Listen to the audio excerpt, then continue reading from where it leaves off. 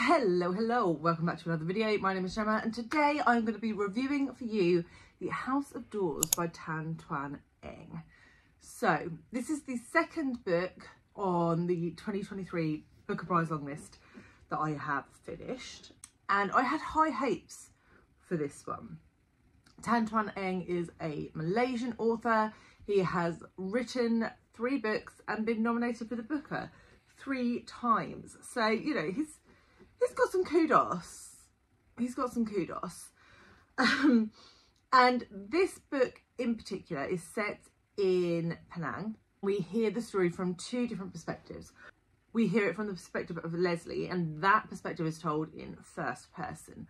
So it really is her sort of narrating the story as she saw it within her sections. We also have the perspective of the famous author William Somerset Maugham, and his sections are told in third person. So interesting that Eng used 2 different sort of ways of writing to sort of tell this story, but it does allow for a level of closeness to the story and also some distance from it at the same time, which I think worked quite well. We actually start the story in the prologue in South Africa, and Leslie is sort of looking back on her time in Penang, and it sort of like goes full circle. We see everything that happened and then we're back in South Africa at the end. And this is a story of the relationships that happened in the early 1900s when William Somerset Maugham, Willie, comes to stay with Leslie and her husband in Penang. Now, Willie arrives, he has some bad financial news, who's basically lost all of his money, and he has come to Penang with Gerald, his secretary, but also his lover, and he is sort of concerned about how Gerald is going to take the news. We then have Leslie, who is in this seemingly very respectable marriage, but there is something that has happened in the past that looks a bit shady, and William is sort of looking to understand that a little bit more. This book is quite interesting because it explores stories and how we draw stories from real life and where the sort of ethical line is there. Should you take someone's story and write it? Should you use their real name within that story? What details are you allowed to change? And as we sort of listen to the story, particularly that Leslie tells, we ask ourselves, how reliable is she as a narrator? How many of these facts that she is talking about, that she is relaying to Willie, how much of that is true and how much of it isn't? Layered on top of that, we have a subplot following one of Leslie's friends who, without spoiling anything, is accused of a crime. Did she do that crime? If she did, why did she do it? What were the motivations? And I thought that subplot was super interesting, by far more interesting than the main narrative of the book.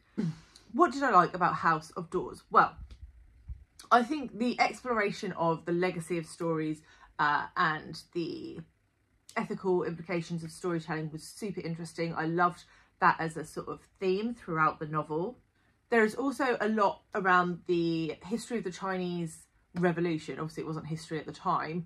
In the early 1900s, it was present at the time. But it's something that I don't know too much about, and I thought that was super interesting to read about. You sort of see how both Willie and Leslie have a vested interest in what happens in China for different reasons, and I was pretty interested in that.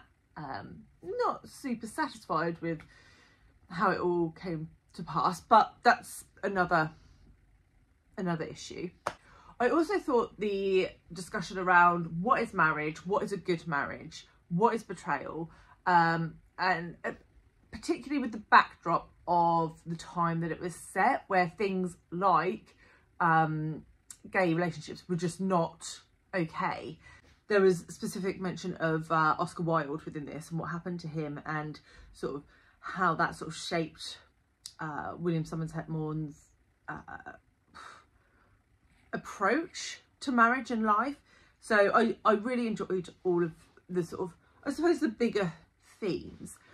The problem for me with this book was I just found it a little vanilla, a bit, I mean, stuff happened, but it just all felt very calm.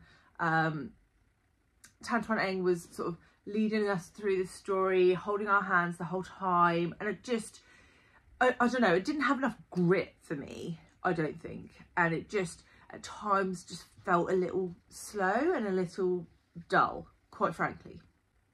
Also, both Leslie and Willie are very unlikable characters, Leslie more so than Willie, but they're both pretty selfish, pretty self-absorbed, and I didn't really feel like their characters arced in any way. They are who they are, and they are that for the whole book, and I didn't really feel like they learned anything or grew. And yeah, I'm starting to learn that that's something about my personal reading taste. I'm not a massive fan of unlikable characters. I don't mind an unlikable character, but they have to have a redeeming feature, and I didn't really see that in this book, and so that was a bit of a turn off for me. So if that's something you don't like in books, then maybe heed my warning. But if you love that, then mate, jump in, both feet. I also found that the story of Leslie and the story of Willie was very, very separate. They did sort of intermingle, but not a lot. It very much felt like two separate stories, and I wasn't really interested in either.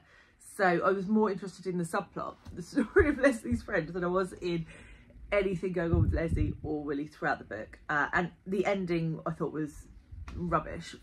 The ending for the subplot, I thought it was poor. On top of that, I listened to this book on audio, and this has two narrators, a female narrator for Leslie and a male narrator for Willie, and the female narrator really irritated me, and I think it started right at the beginning when she was trying to do a South African accent, and it was atrocious. Atrocious. And from that moment on, I just didn't trust the narrator, and I just found her voice really irritating. So yeah, possibly if you're gonna give this one a go, I would recommend not listening to the audio. All in all, I mean, this is a solid book, right? This is a very well-known author. He has been nominated for the book 3 times. So he knows what he's doing. He's good at writing. I did find it a little overly flowery at times, but you know, some people like that.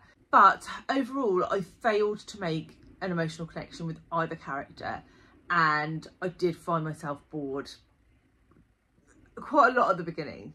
In the first half, probably for most of it. So overall, I gave it 3.5 stars.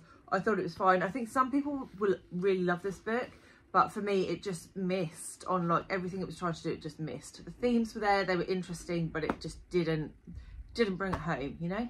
So I feel like that's another fail for the Booker Prize in my eyes. Let's see if we can get a good one next time.